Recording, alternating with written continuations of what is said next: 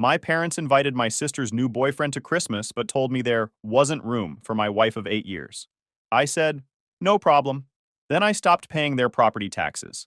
Turns out the county doesn't care about family drama. Hey Reddit, my parents excluded my wife from Christmas to make room for my sister's flavor of the month boyfriend. So I stopped paying the property taxes on their house. What followed was an absolute disaster. Here's the full story. I'm 34 male, a civil engineer who designs water treatment systems for municipalities across the Midwest. Not glamorous work, but steady income and actual job security. Most days involve reviewing blueprints, calculating flow rates, and making sure small towns have clean drinking water. The kind of work nobody thinks about until something goes wrong. My wife Hannah, 32 female, is a pediatric nurse who works 12-hour shifts and comes home exhausted but never complains. We've been married for 8 years, together for 11. She's the kind of person who remembers everyone's birthday, bakes cookies for new neighbors, and volunteers at the animal shelter on her days off. When we first started dating, she showed up to meet my parents with a homemade pie and asked thoughtful questions about their lives. My mom later told me Hannah was sweet, but in that tone that suggested sweet meant boring. Hannah grew up in a working-class family in Oregon. Her dad drove long-haul trucks before he passed away from a heart attack when she was 25. Her mom still works retail management at a department store, pulling 50-hour weeks at 62 years old because retirement isn't really an option on her income. Hannah sends her mom money every month, never complains about it, just quietly helps because that's what family does in her world. From day one, Hannah tried with my family. She'd call my mom just to chat, send care packages with my dad's favorite snacks, remember to ask about Brianna's latest job drama. She drove 6 hours each way for my grandmother's funeral, even though she'd only met her twice. She sat through countless family dinners, where the conversation revolved entirely around Brianna's life, while Hannah's accomplishments at work went unmentioned. Never once complained, never asked for recognition, just kept showing up and being kind. My younger sister Brianna, 29 female, is basically the opposite.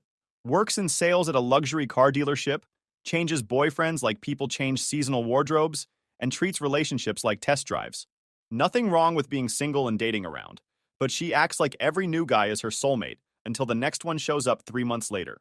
The pattern with Brianna's relationships was predictable. She'd meet someone, decide within a week he was the one, introduce him to the family with great fanfare, and my parents would immediately start planning the wedding. 3 months later, she'd discover some fatal flaw. He didn't make enough money, he wasn't ambitious enough, he wanted kids too soon, he didn't want kids at all, and the relationship would implode. Then came the tearful family dinners, where we'd all have to comfort her and validate that she'd made the right choice, leaving another perfectly decent guy. My parents retired to a small town in Missouri about 5 years ago. Dad worked for the Postal Service for 30 years. Mom was an elementary school secretary. They bought this cute 3-bedroom house on 2 acres with their retirement savings. Problem is, property taxes in their county are higher than they anticipated, and their fixed income doesn't stretch as far as they thought it would. That's where I come in. Or came in, I should say. 3 years ago, Dad called me sounding stressed. They were behind on property taxes, about $8,000 in arrears. The county had sent warnings, and they were facing penalties and potential liens. He didn't want to ask, but could I help them out? Just this once until they got their finances sorted. The way he presented it made it sound temporary, like they'd hit an unexpected bump but would bounce back quickly. He explained they'd underestimated their property taxes when they bought the house, had some unexpected expenses with the move, and just needed help getting caught up this one time. After that, they'd have it under control. I discussed it with Hannah. She didn't hesitate. They're your parents. If we can help, we should help. So I paid it. $8,000 from our savings, which we'd been building for a down payment on a bigger house. We figured family comes first, and they'd appreciate the gesture. Hannah had been setting aside money from every paycheck, dreaming about a house with a real yard and maybe an extra bedroom for when her mom visited. We'd been looking at listings, imagining which neighborhood we wanted to settle in. That $8,000 set us back about a year on our timeline, but we told ourselves it was worth it to help family. Except it wasn't just once. 6 months later, Dad called again. They'd fallen behind again, about $4,000 this time. Different story, though. Unexpected medical bills from Mom's knee surgery. The surgery had been necessary, insurance had covered most of it, but the copays and physical therapy added up. I paid it. Then it became a pattern. Every year, like clockwork, I'd get the call about property taxes. The amount varied, sometimes $3,000, sometimes $6,000, but it was always the same story. Fixed income, unexpected expenses, just need a little help. Each time, Dad would sound stressed and apologetic. Each time, he'd promise this was absolutely the last time. Each time, I'd transfer the money and watch our house fund shrink. The excuses evolved over time. First year was the move and adjustment. Second year was Mom's knee surgery and some house repairs. Third year was their car breaking down and needing replacement, plus the property taxes had increased. Always something urgent. Always something that couldn't wait. Always something that somehow only I could solve. Over 3 years, I paid roughly $42,000 in property taxes for a house I don't own and will never inherit. Hannah never complained once, even though it meant we were still renting our small 2-bedroom apartment instead of buying our own place. Our landlord kept raising rent, and we kept staying because we couldn't save enough for a down payment when we were funding my parents' retirement. Here's what really bothered me, though. They never said thank you. Not really. It was always just, "We appreciate you helping out," followed immediately by some comment about how we probably wouldn't understand financial stress since we don't have kids, and our expenses are so much lower. The lack of gratitude ate at me more than the money itself. When you give someone $8,000, you expect at least some acknowledgement of the sacrifice involved. Instead, my parents treated it like I was just fulfilling a basic family obligation, like showing up for Thanksgiving or sending a birthday card. I remember one conversation where I mentioned to my mom that the property tax payments were affecting our ability to save for a house. She actually said, "Well, you're young. You have plenty of time to buy a house. We're on a fixed income and don't have that luxury." Like my financial goals were somehow less valid because I was younger. Never mind that Hannah and I were working full-time jobs and trying to build our own future. Meanwhile, my sister Brianna was living her best life posting vacation photos from Cancun, Miami, and Las Vegas. New car every 2 years. Designer everything. Her Instagram was a highlight reel of expensive restaurants, luxury hotels, and shopping sprees. But somehow she was never asked to chip in for Mom and Dad's property taxes. I'd see her post from some rooftop bar in Miami, drinks in hand, designer sunglasses, caption about living my best life, and then I'd get a call from Dad asking if I could help with the property taxes again. The juxtaposition was maddening. When I mentioned this once, Dad got defensive. "Your sister has her own financial obligations. She's building her career." Right, building her career one bottle service tab at a time. He explained that Brianna needed to maintain a certain image for her sales job, that entertaining clients and looking successful was part of her professional development. Meanwhile, my actual professional development and financial stability didn't seem to factor into their calculations at all. I'd also point out that Brianna made decent money at the dealership, base salary plus commissions on luxury car sales. She wasn't struggling. She was choosing to spend her money on lifestyle instead of helping family. But that observation never landed. My parents had an endless supply of excuses for why Brianna couldn't contribute, but I could. The Christmas situation started brewing in early November. Mom called about holiday plans, asked if Hannah and I were coming. Of course we were. We came every year. We'd already requested time off work, booked a hotel nearby since their guest room was small, and Hannah had already started shopping for gifts.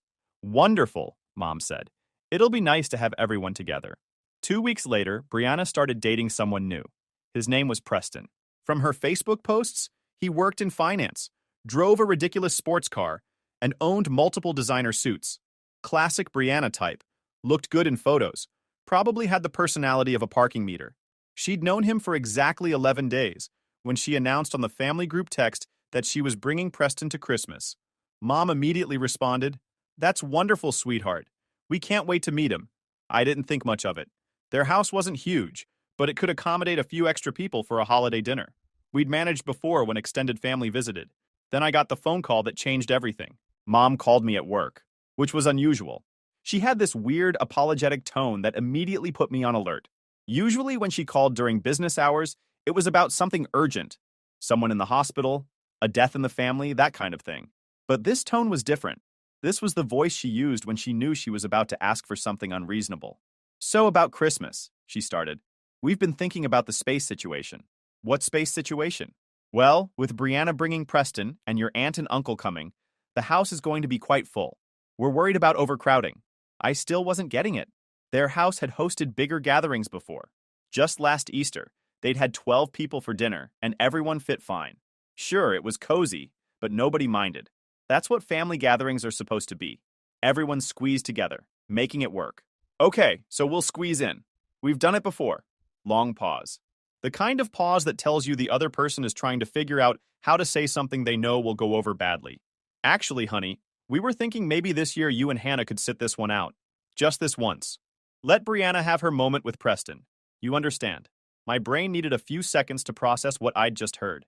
The words made sense individually, but together they formed a sentence that seemed impossible. You're uninviting us from Christmas? Not uninviting.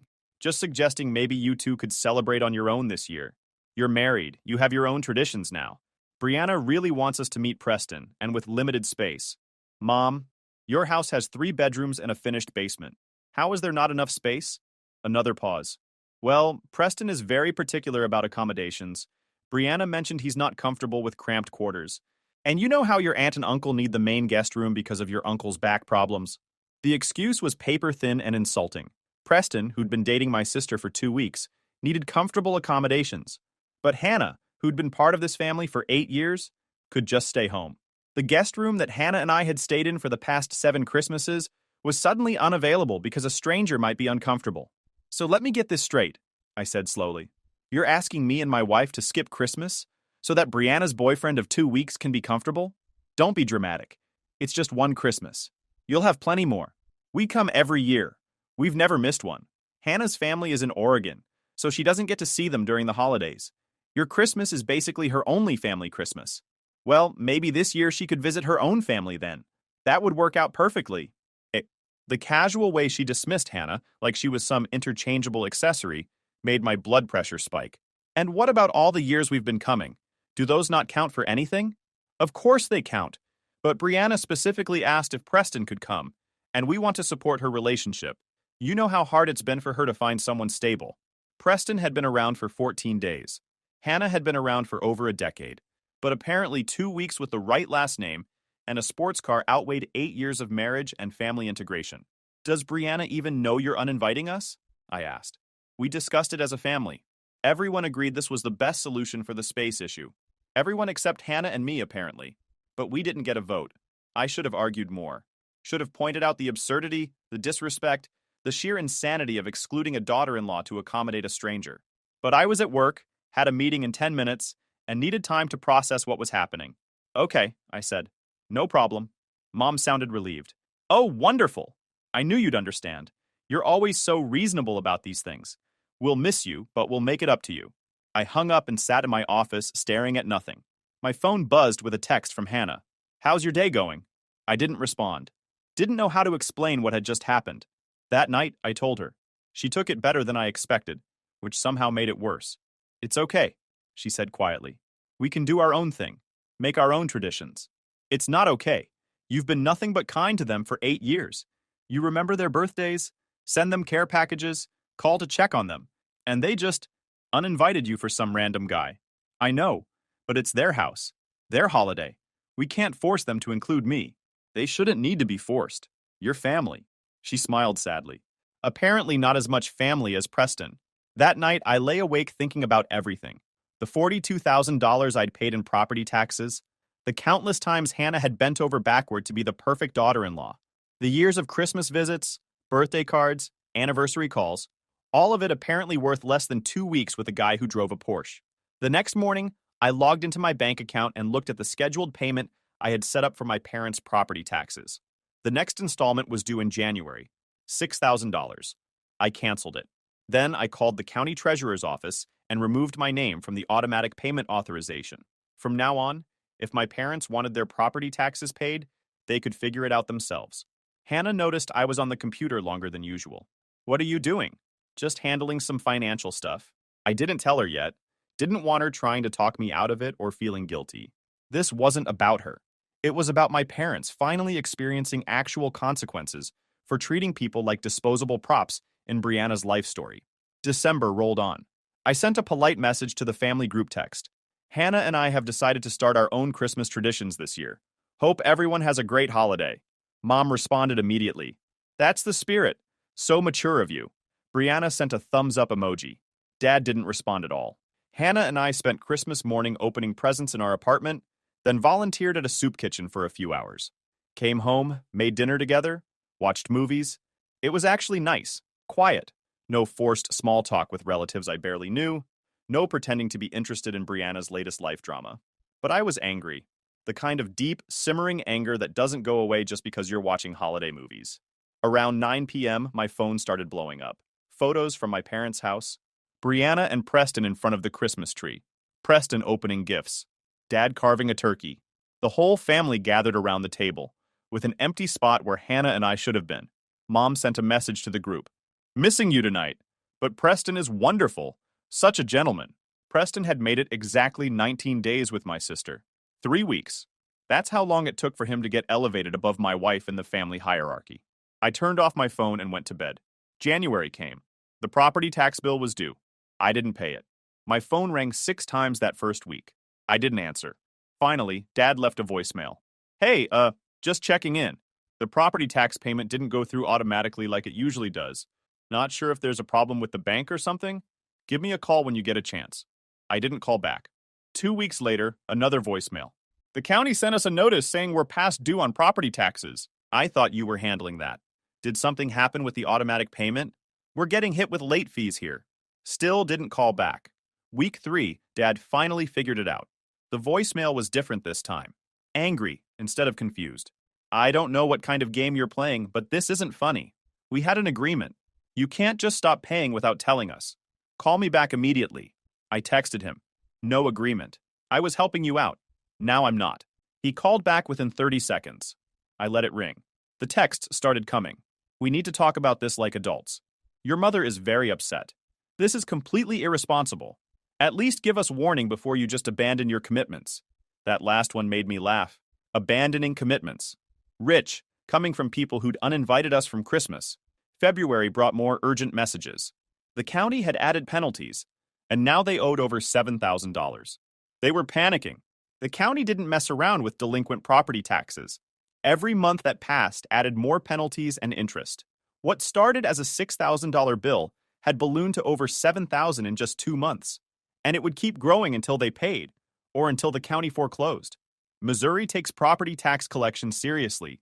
The county treasurer's office has a specific process they follow, and they follow it precisely. First comes the friendly reminder, then the official notice, then the penalties start accruing, then the lien gets filed, then comes the notice of tax sale. Every step documented, every deadline clear.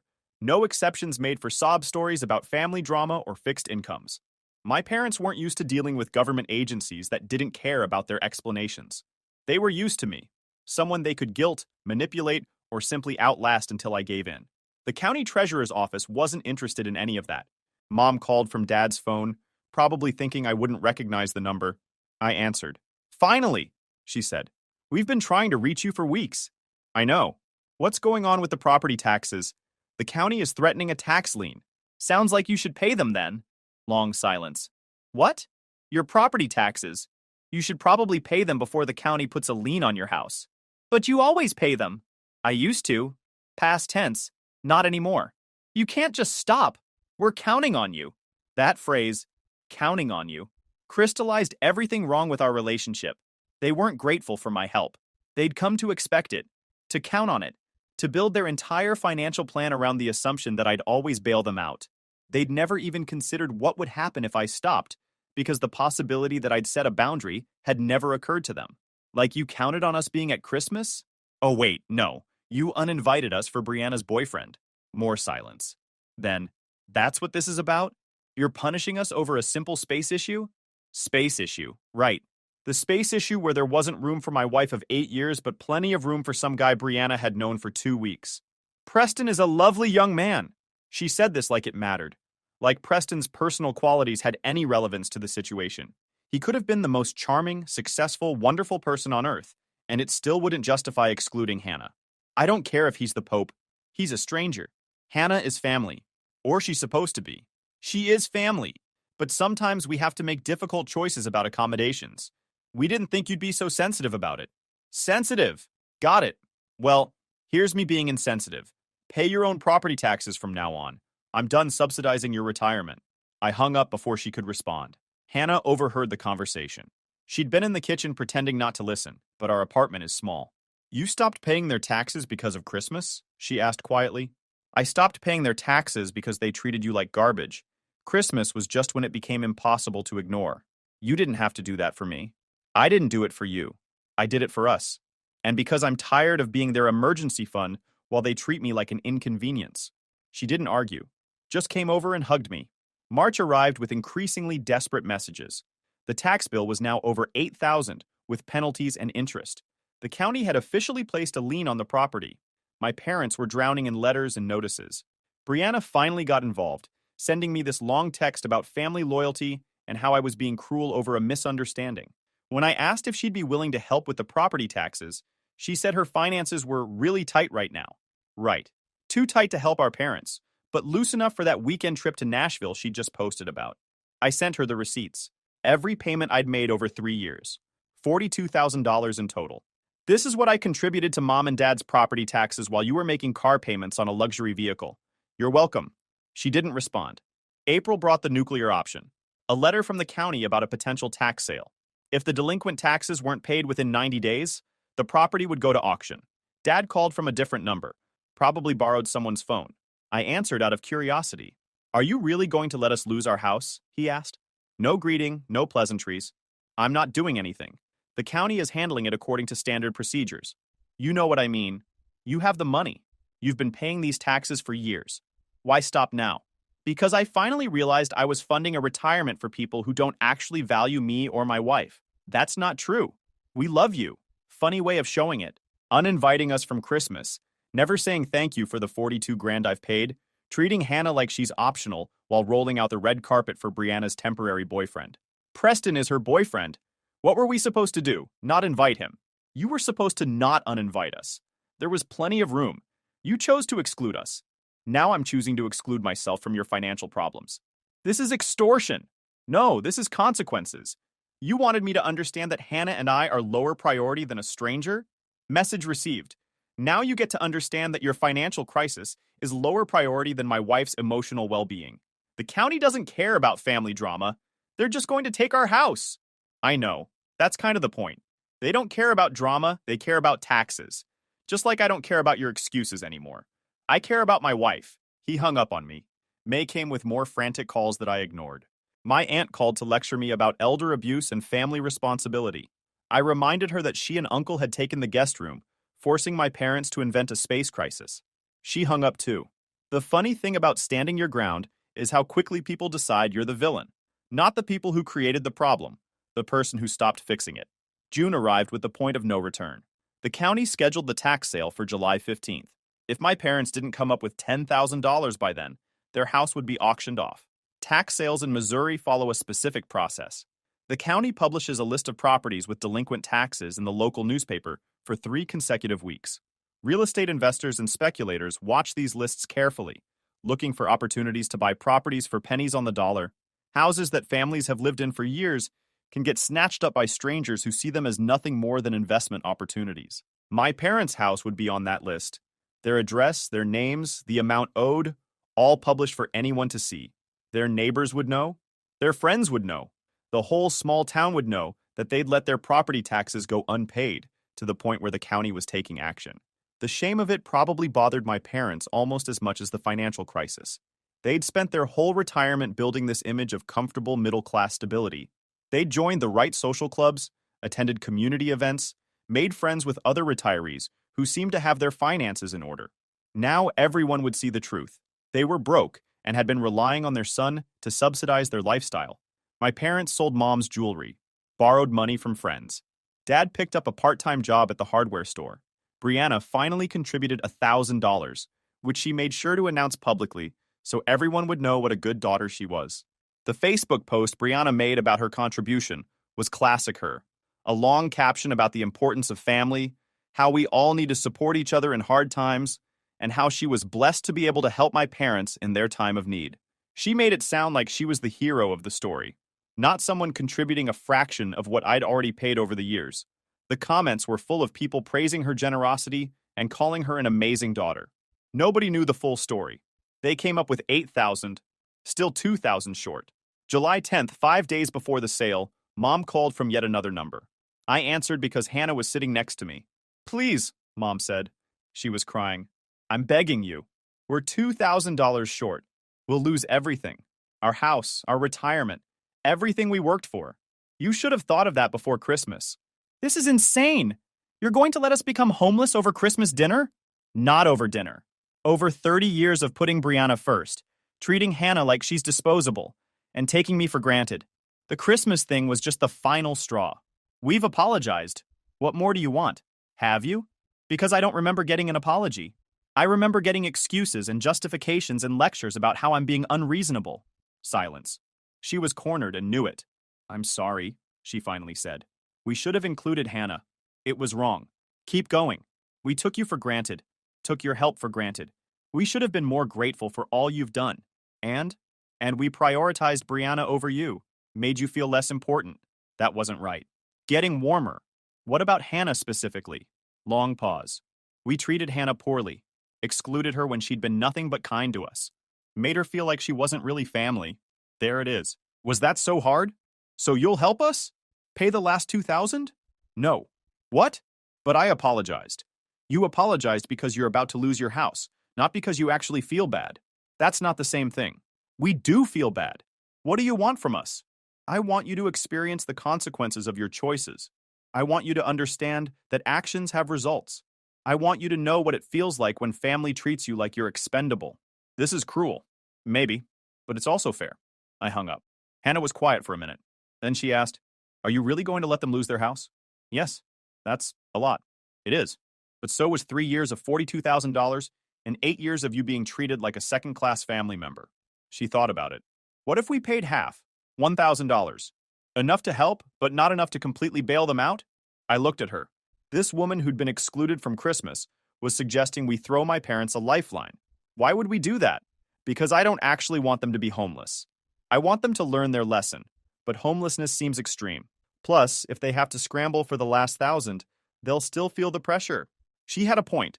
The goal wasn't to destroy them. It was to make them understand consequences. You're sure? I'm sure. 1,000. Final offer. They cover the rest. July 14th, I sent a text to the family group. Hannah and I will contribute $1,000 to the property taxes. You're responsible for the remaining 1,000. Payment must be received by the county by 4 p.m. tomorrow or the offer expires. Mom called immediately. Thank you. Thank you so much. But we don't have the other 1,000. We've exhausted every option. Then I guess you'd better figure something out. You've got 24 hours. Where are we supposed to get $1,000 in one day? Same place you got the 8,000 you already raised. Get creative. Please, can't you just cover the whole thing? For old time's sake? Old time's sake? When you used 42,000 of my money and uninvited my wife from Christmas? Those old times? She went quiet. 24 hours, I repeated. Figure it out. I hung up and transferred $1,000 to the county with a note that it was partial payment toward my parents' delinquent taxes. The next 24 hours were chaos, according to my aunt, who later filled me in. My parents called everyone they knew begging for money. Tried to get a payday loan, but their credit was terrible. Dad worked a double shift at the hardware store and made $80. Brianna, in a rare moment of actually helping, threw another $500 toward the cause. Still left them $400 short.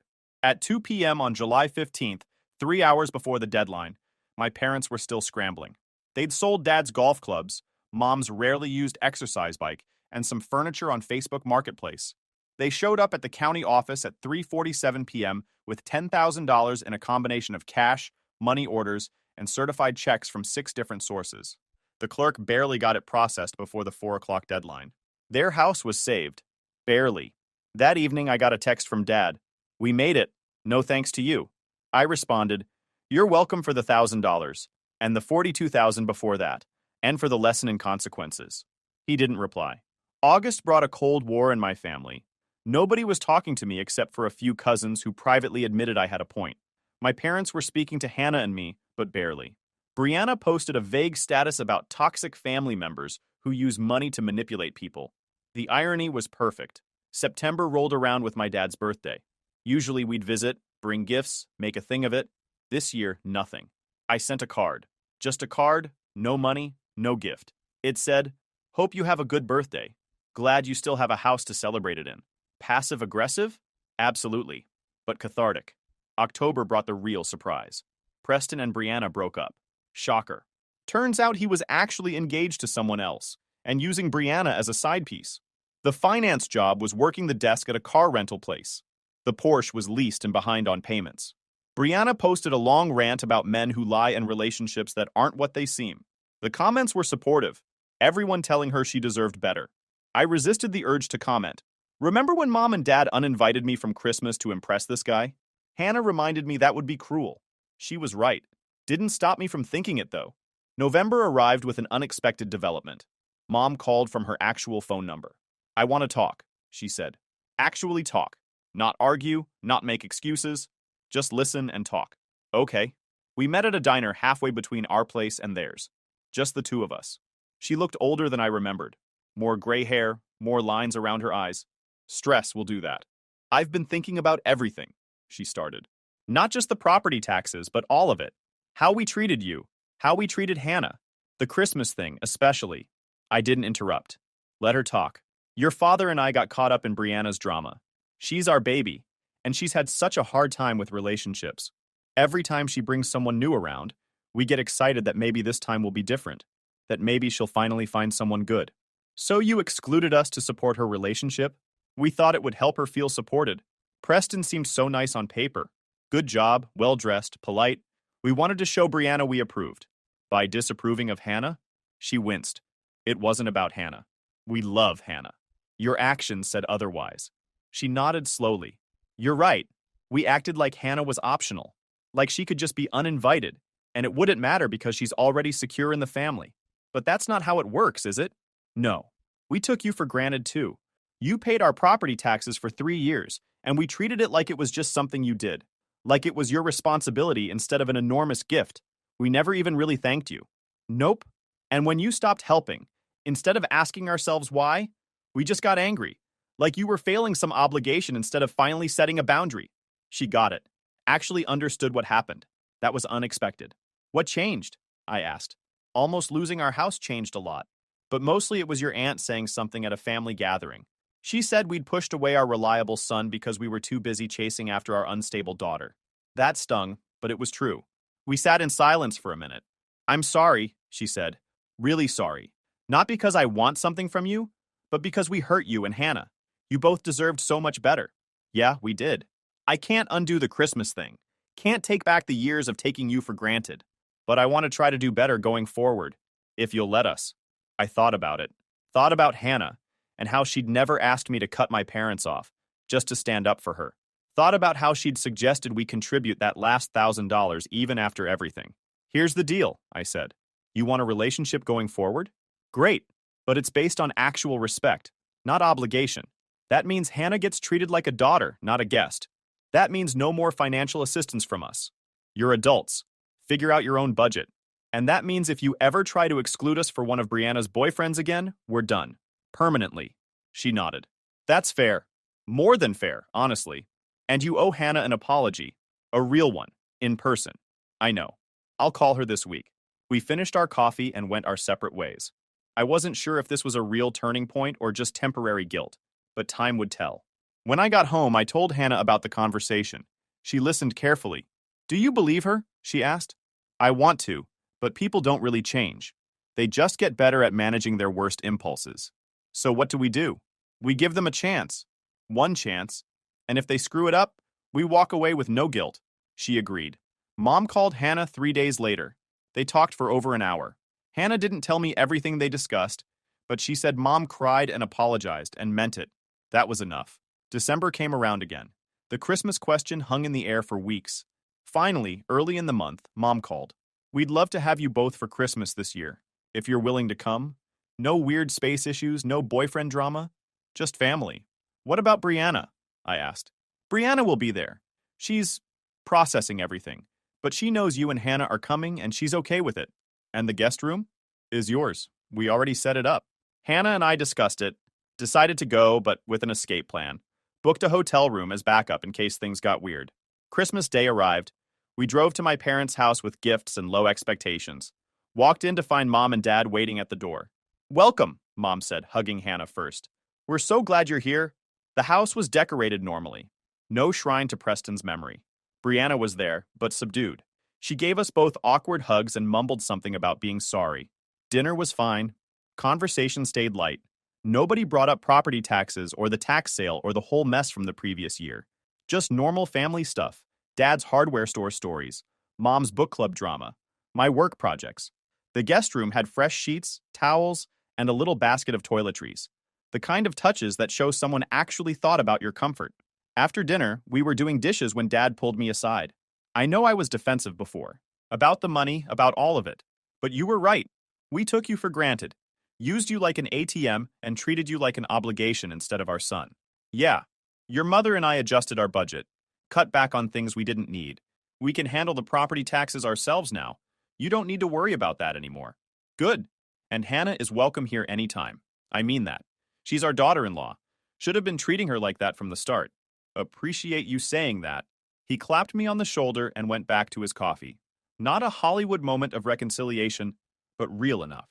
That night, lying in the guest room with Hannah, I thought about everything that had happened. The anger, the betrayal, the tax lien, the desperate scramble. All of it because my parents forgot that family isn't about obligations and hierarchies. It's about showing up for the people who show up for you. Think they learned their lesson? Hannah whispered. Time will tell, but at least they're trying. That's something. Yeah, it's something. We went back home the next morning. The drive was quiet but comfortable. No anger, no resentment. Just peace. My phone buzzed with a text from Mom. Thank you for giving us another chance. We won't waste it. I responded, see you soon. And that was it. No dramatic ending, no perfect resolution. Just a family that almost destroyed itself over property taxes and Christmas seating arrangements, then slowly found its way back to something resembling functional. If you enjoyed this video, please hit that subscribe button. It really helps the channel and help us bring you more and better stories. Thanks.